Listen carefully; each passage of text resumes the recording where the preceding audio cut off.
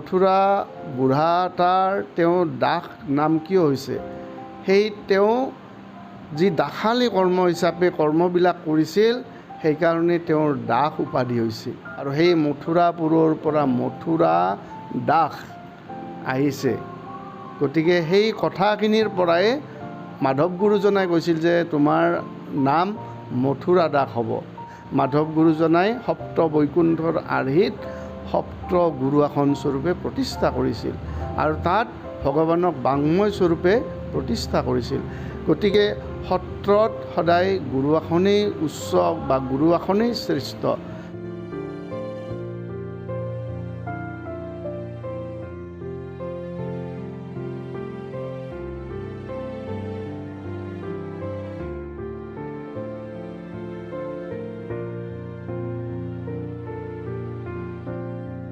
বহুতো সত্ৰ বা নামঘৰবোৰত যেতিয়া আমি যাওঁ তেতিয়া আমি এজনে আনজনক সেৱা কৰোঁ বা ভকতসকলক আমি ভৰি চুই পেলাই সেৱা কৰোঁ। কিন্তু সুন্দৰীদিয়া সত্ৰত এটা ব্যতিক্ৰম মই দেখা পাইছোঁ যে সুন্দৰীদিয়া সত্ৰৰ ভিতৰত ভকত বৈষ্ণৱক সেৱা কৰা দেখা নাযায়। ইয়াৰ কাৰণটো কি বাৰু, মই অকণমান জানিব খুজিছোঁ।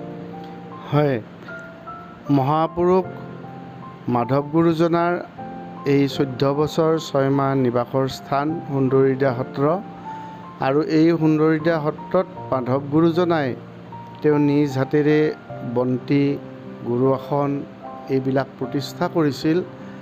আৰু এই ঠাইখিনি আৰু ইয়াত তেওঁৰ যি পদচিহ্নবিলাক আছে বা আতা পুৰুষসকলৰ যি পদচিহ্নবিলাক আছে, আমিতো কোনেও নাজানো যে এই ঠাইৰ কোনোবা এডোখৰ ঠাইত তেওঁলোকৰ পদচিহ্নবিলাক লাগি আছে।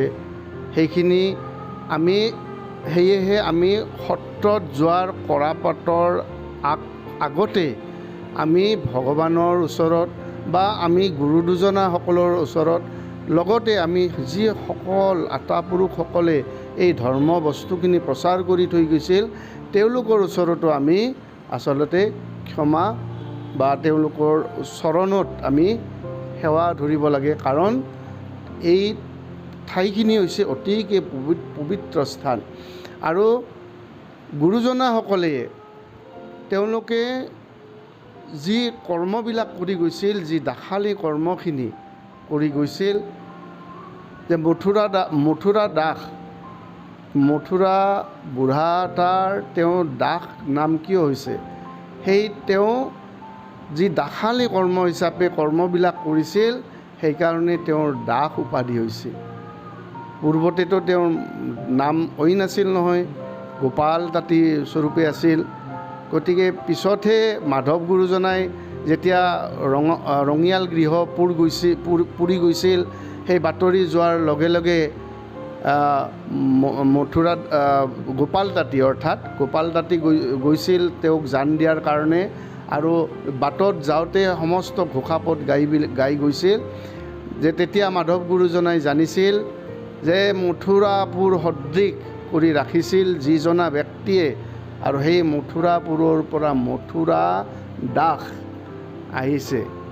গতিকে সেই কথাখিনিৰ পৰাই মাধৱ গুৰুজনাই কৈছিল যে তোমাৰ নাম মথুৰা দাস হ'ব। আৰু তেনেধৰণে সেই দাস কৰ্ম গুৰুজনাসকলে সেই দাস কৰ্মখিনি কৰি গৈছে।